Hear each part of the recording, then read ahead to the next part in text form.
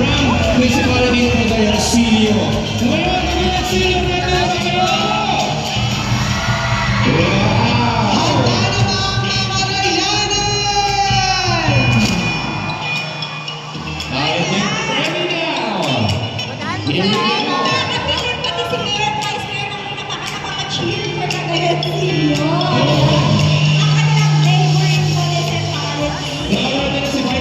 Video sa mga competitions. Set it up! Ready na sila mga once again, let's welcome the Tribu Cagayanan from the Municipality of Cagayasillo!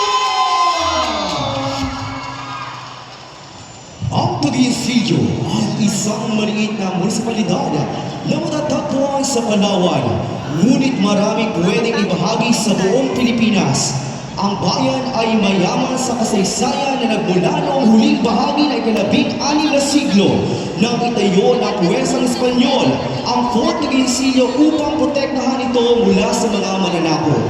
Cagayasillo ay isang tahimik at napakagandang isla na kilala sa malinaw na dagat, makukulay na bahura at mayamang likas na yaman. Makikita rito ang simpleng pamumuhay ng mga tao na nakatuon sa pangingisda at malalim na paggalang sa kalikasan.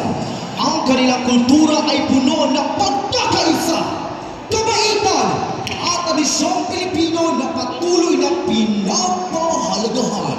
Sa kabuuan, ito ay isang tagong hiyas ng Palawan na nag-aalok sa mundo ng payapang tanawin, mayamang kultura at huwarang komunidad na hanggang ipakilala ang tunay na ganda ng Pilipinas. Tumataha, binhi ng karagatan, sa gitna ng bughaw na dagat ng Palawan ay matatagpuan ang Tumataha Reefs, isang likas na yaman na nagsisilbing tahanan na napakaraming uri ng lamang dagat at kabuhayan ng mamayan ng Cagayasillo. Ngunit unti-unting namabalot ng panganib ang karagatan dahil sa mapanirang paggamit ng sanay, dinamita at ilegal na pangingisda.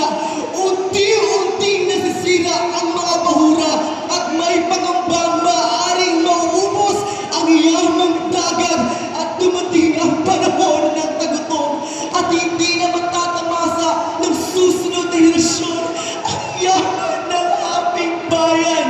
Sa kabila ng mga pagsubok, muling sumibol ang pag-asa sa sama-samang pagkilos ng mga mamayan, uniform personnel, bantay dagat at iba't ibang sektor.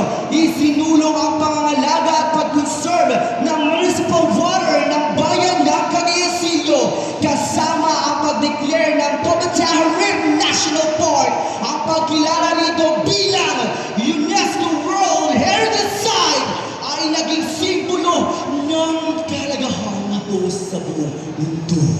Kasabay nito ang muling pagbuhay sa kultura ng Cagayasillo sa pamamagitan ng makulay na landiya at masiglang disco o cha-cha na sumasalamin sa pagkakaisa, tradisyon at pagmamahal sa sariling bayan.